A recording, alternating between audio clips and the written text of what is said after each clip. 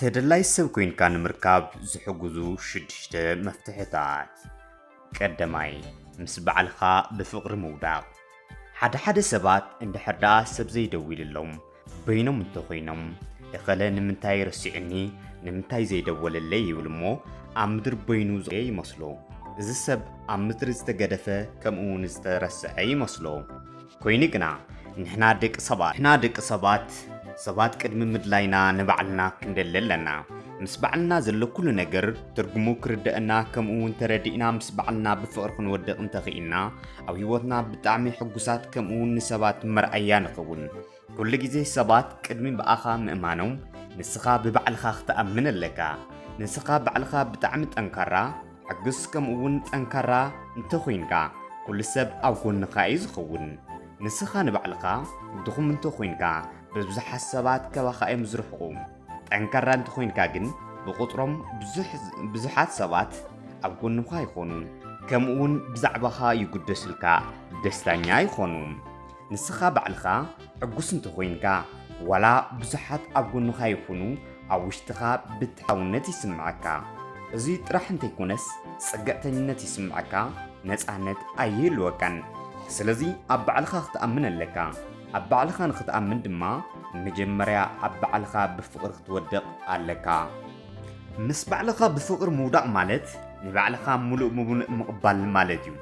እዚ ማለት ምስ ባዕልኻ ድኽመት የብልካን ማለት ኣይኮ። ምስ ሙሉእ ድኽመትካ ምስ ባዕልኻ ብፍቕሪ ምውዳቕ ንባዕልኻ ቦታ ምሃብ ማለት። ሰባት ንባዕልኻ ብትቦ ባይታ እዮም ንባዕልኻ ባይታ ዝቡኻ። ንስኻ ባዕልኻ ብፍቕሪ ትወድቀሎም ሰባት እኮ ምስ ውድቀቶም ድኽመቶም ኢኻ እኮ ተቐበሎም ቦታ ትቦም። ስለዚ ንስኻ ባዕልኻ ድማ ንባዕልኻ ቦታ ሃብ። ንባዕልኻ ምስ ሙሉእ ጉድለትካ ሙሉእ ብምሉእ ፍተዎ። ንባዕልኻ ክትፈቱ ከለኻ ሰባት ንክትማርኽ ኣይትፅዕርን ኢኻ። የግዳስ ሰባት በኣኻ እዮም ዝማርኹ። ብዙሓት ሰባት ድማ ምሳኻ ምዃን ይደልዩ። ካልኣይ ናብ ውሽጥኻ ተመልከት። ወርቂ ወይ ድማ ዲያመንድ ብጣዕሚ ክባራት መዓድናት እዮም። ሰባት ነዞም ክባራት መዓድን ንምርካብ ልዕሊ 200 ሜትሮ ኩዒቶም ነዞም መዓድን ይረኽብዎም። ነዞም መዓድን ንምውፃእ ብዙሕ ሓመድ ከምኡውን እምኒ የውፅኡ እዮም። ካብቶም ብዙሓት ሓመድድ እምኒ ድማ ምናልባት 1 ግራም ወይ ድማ 1 ኪሎግራም ክኸውን ይኽእል። ሓደ ሰባት ከዓ ነዚ ወርቂ ክረኽቡ ጉድጓድ ፍሒሮም ነዚ ወርቂ ከይረኸቡ ይደፍኖም እዩ። እቲ ዝዓበየ ወርቂ ግን ኣብ ውሽጢ ጉድጓድ ከይኮነስ ኣብ ውሽጢኻ እዩ ዘሎ። ሰባት ኣብ ውሽጦም ዘሎ ወርቂ ፍሒሮም ደኺሞም እንተዝረኽብዎ ካብ ወርቂ ንዓቓብ ተደለይቲ ይኾኑ። ብሰብኣውነት፣ ብፍልጠት፣ ብኣመላኻኽታ ወይ ከዓ ኣቲቱድ ሰባት ኣብ ባዕሎም ተሰሪሖም ወርቂ ባዕሎም እዮም ነይሮም። ሓደ መምህር ኣብ ሃገረ ህንዲ ትምህርቲ ክመሃር ይኸይድ እሞ እቲ ቤት ትምህርቲ ይጠፍኦ። እቲ ትምህርቲ ቤት ንምርካብ ድማ ንሓደ ንእስ ዝበለ ቆልዓ ይጥይቖ እሞ እቲ ቆልዓ ከዓ ንቅድሚት እንተኸይድካ ልዕሊ 4500 ኪሎ ሜትር ይብሎ። እቲ መምህር ይድንግፅ። መሊሱ እቲ ቆልዓ ንድሕሪት እንተኸይድካ ግን 3 ኪሎ ሜትር ይብሎ።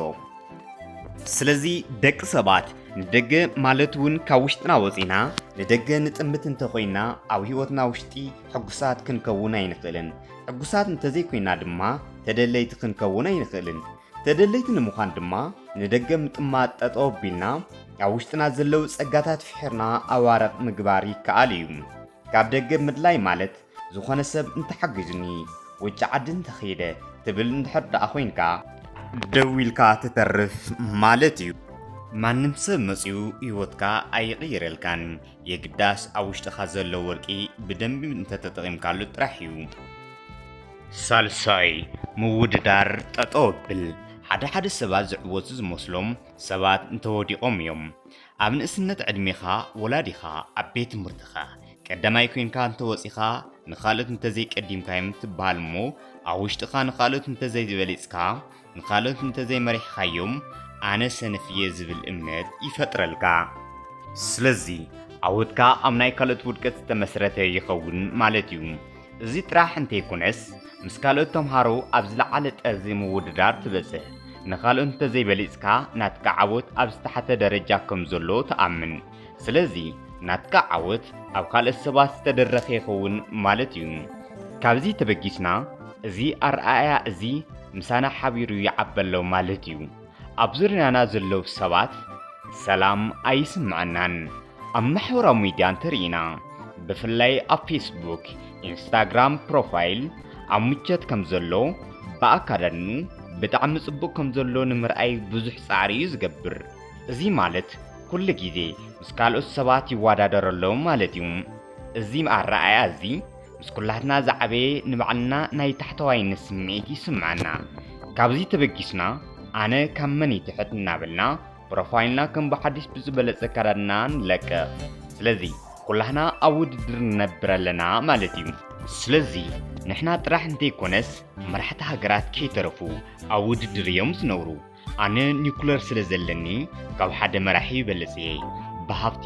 ኣነ ይበልጽ እናበሉ ምስ ካልኦት የናጻጽሩ ሓደ መራሒ ነቲ ካልእ ከድምጾ ክምርሐሉ ይደሊ ስለዚ ኩሉ ሰብ ኣብ ውድድር እዩ ዘሎ ካብዚ ተለዓለ ድማ ደቂ ሰባት ኣእምሮኦም ሰላም ኣይህልዎምን ኩሉ ግዜ ኣብ ሻቕሎት እዮም ዝነብሩ ሰባት ብቕንዕና እንተመፅኦም እኳ ዝኾነ ጥቕሚ እዩ ደልዩ እናበልና ንሓሳብ ታሕተዋይነት በዓል ሙሉእ ልቦና ኣይንኸውንን ምኽንያቱ ኩሉ ግዜ ኣብ ውድድር ኢና ንሰባት ምውድዳር ገዲፍና ንሰባት ምድናቕ ንሰባት ምኽባር እንተጀሚርና ብጣዕሚ ፓወርፉል ሰብ ንኸውን ቁኑዕ ከምኡውን በዓል ብሩህ ኣእምሮ ንኸውን ምስ ካልኦት ሰባት ምውድዳር ገዲፍካ ንኻልኦት ሰባት ምድናቕ እንተጀሚርካ ምኽባር እንተጀሚርካ ኩሉ ሰብ የኽብረካ በዓል ሙሉእ ልቦና ትኸውን ምስ ካልኦት ምውድዳር ጠጠው ብል ራብዓይ እምቢ ማለት ተለማመድ ቦታ ምፍላጥ ፍቶ ንዓኻ ዝጎድእ ንዓኻ ዘይጠቅም ንዓኻ ዘይዕቢ ንዓኻ ንድሕሪ ዝጎተካ እምቢ ክትብል ኣለካ ናትካ ማንነት ዝፍለጥ እምቢ ወይ ከዓ እሺ ብትብሎም ነገራት እዮም እዙይ ጥራሕ ኣይኮነን ብኣእምሮኻ ትውዕሎም ውዕለታት ብጣዕሚ ወሰንቲ እዮም እቶም ትሪኦም እቶም ትሰምዖም ነገራት ንዓርሶም ወሰንቲ እዮም እቶም ሕዚ ዘለናዮም ኩሎም መድራኻት ቅድሚ 6 ዓመት ንሓስቦም ንሰምዖም ንዛረቦም ንደልዮም ብተደጋጋሚ ነውግዖም ዝነበርና እዮም ነቲ ሕዚ በፂሕካዮ ዘለኻ ብተደጋጋሚ ተንብቦም ዝነበሩ መጻሕፍቲ ኣብ ዙርያኻ ዝነበሩ መሓዙት ኣብ ዙርያኻ ዝነበሩ ሓሳባት ዝለዓለ ግደ ኣለዎም ንቐጻሊ ትኾኖም ትደሊ ድማ እቶም ሕዚ ትሰርሖም ዘለኻ ብምሉኦም ስለ ዝኾኑ እንታይ ትሓስብ እንታይ ተንብብ እንታይ ትሰርሕ ዝብሉ ኣገደስቲ ነጥብታት እዮም ተደላይ ሰብ ክትከውን ተደሊኻ ከም ተደላይ ሰብ ኣክት ምግባር ተለማመድ ተደላይ ሰብ ንኽትከውን ምጽዓር በብመዓልቱ ለውጥታት ምርኣይ ተደላይ ክገብሩኻ ዝኽእሉ ኩሎም ነገራት ምግባር ኣገዳስ እዩ ካልእ እቲ ኣገዳስ ነገር ድማ ወሳኒ ሰብ ምዃን እዚ ማለት እምቢ ዝበሃል ነገር ቆራጽ ዝኾነ ውሳነ ምሃብ እሺ ዝበሃል ድማ ግዜ ከይወሰድካ ውሳነ መቕማጥ ናይ ተግባር ሰብ ምዃን እዩ ብፍላይ ንዓኻ ዘይጠቅም ነገር እምቢ በል ሓምሻይ ካብ ምቸት ምውፃእ ተለማመድ ተደላይ ሰብ ንምዃን ሓደ ዓብይ ነገር ይሓትት እቲ ዝዓበየን ኣገዳሲ ነገር ድማ ለውጢ እዩ ለውጢ ድማ ካብ ምቸት ምውፃእ ይሓትት ዋጋ ምኽፋል ይሓትት ኣብ ዘለኻዮ ኮይንካ ኣይትልወጥን ኢኻ ለውጢ ናባኻ ንኽመጽእ በረንኳሕኳሕ ሓደ ሰባት ናይ 20 ዓመት ናይ ስራሕ ልምዲ ኣለና ይብሉ እዚ ማለት ግን ናይ 20 ወይ ድማ 30 ዓመት ናይ ሓደ ስራሕ ሕግም ደኣምበር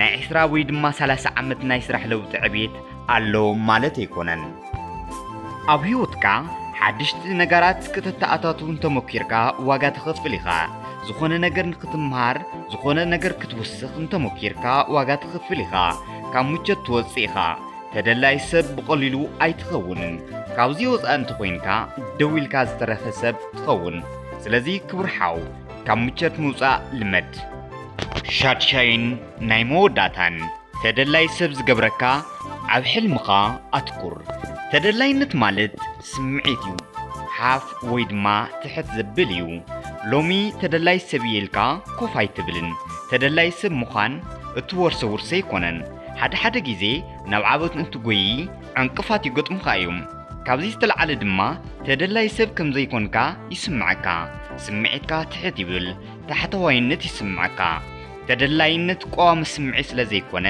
ስምዒትካ ክትሕልዎ ኣለካ ልክዕ ከም ዝዓቢ ተኽሊ ክትንከባኸቦ የድልየካ እዩ ኩሉ ግዜ ተደላይ ሰብ ምዃንካ ዝስምዓካ ኩሉ ግዜ ስለ ትበፅሖ ነገር እንትትሓስብ ጥራሕ እዩ ሓደ ግራንድ ኮርዳን ዝተባሃለ ሚሊዮነር ናይ ዓወት መሰልጠኒ ከምዚ ይብል ብጣዕሚ ክኸፍአኒ ከሎ ብነገራት እንትባሳጮ ብሰባት ሕርር ክብል ከለኹ ናብ ገዛይ ይኣትሞ ሕልመይ ደጋጊመ ይጽሕፎ ደጋጊመ ትኩር ኢለ የንብቦ ብሓደ ግዜ ስምዒተይ ይቕየር ብሓደ ግዜ ተደላይ ሰብ ምዃነይ ይስምዓኒ መንነተይ ኣብ ቅድመይ ገዚፉ ይርአየኒ ይብል ስለዚ ትኩረትካ ናብ ዘለዎ ጉልበትካ ናብኡ ኣንፈት እዩ ዝፈስስ ኣብ ሕልምኻ እንድሕር ደኣ ተትኩር ኮይንካ ኩሉ ግዜ ናይ ተደላይነት ስምዒት ይስምዓካ እዩ خبركم تخطيتي زي channel زي فيديو انت ناب ካልኦት ክበጽሕ سبسكرايب شير لايك كومنت ግበሩ ክሳብ ብኻልእ ቪድዮ ንራኸብ ሰላም